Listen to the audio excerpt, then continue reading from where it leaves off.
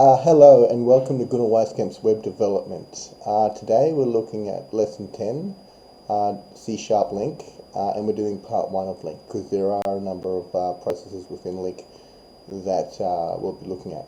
So first of all, LINQ stands for Language Integrated Query. For me, LINQ resembles and does a lot of actions which are extremely similar to SQL, and you will see that in the upcoming tutorials. You use LINQ on specific objects such as arrays and list objects, and you can use LINQ on database objects as well. We will be looking at the LINQ OFTYPE and where operators today. Oops.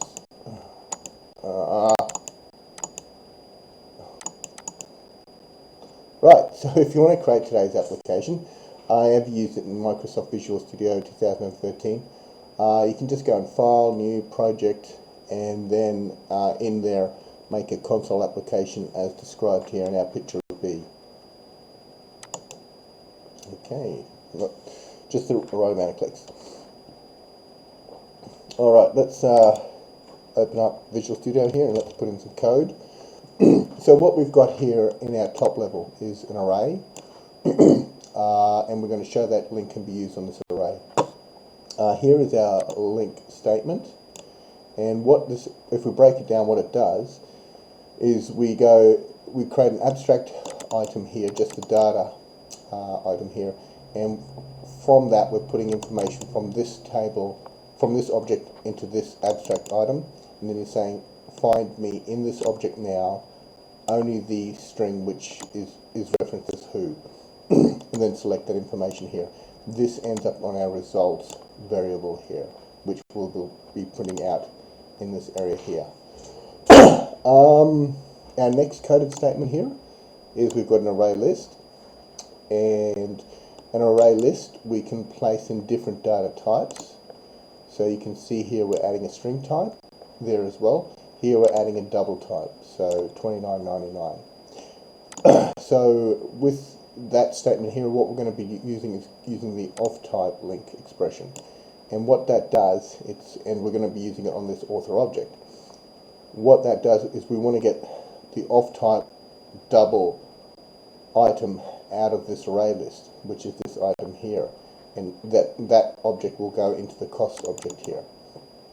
And then hopefully that'll print out on screen here. So let's try that.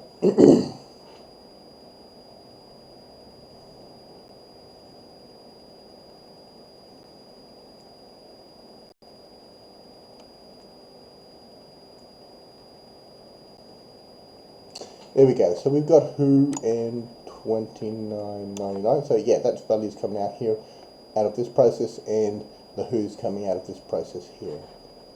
So yeah, so that's basically how those processes work, the OFTYPE and the where clause there. And we're showing that LINQ can be used on just straight arrays as well, not just list objects, and array lists as well. Cool.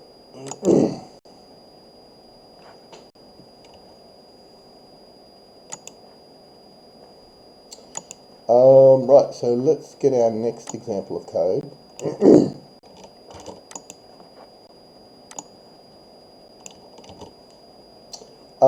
So here we have a class, an author class. 3 properties in it, string and a double. So pretty straightforward stuff. The author name, cost, and book name. And here we are creating a list object of this class and giving it the proper properties as you can see in there. So author name is going to be 1, 2, and 3. The book name is going to be book 1, book 2, and 3, 10, 11, and 12. Pretty straightforward information. Now we're going to show in this example that you can use the where clause. Basically what we're doing here is we're showing that you can use the where clause on a list object that is referencing a class as well. So it's doing more or less the same as we did in the other where clause, but we're just showing the differences that we can use it with a class in a list object for the where clause as well. And so down here below we're going to do a for each. We're going to get each object here in our author class and just spin that around with this for each cycle here. So we should get oh, just one author name out here because of our where clause, obviously. So you should get this guy out here.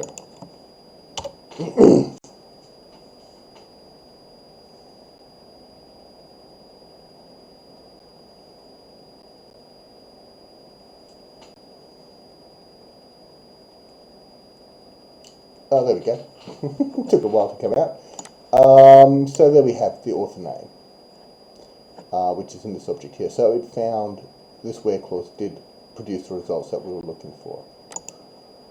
So that was the where and off type operators, and we showed using classes, using arrays types, and the list operator within all of that. So I hope that's of some use.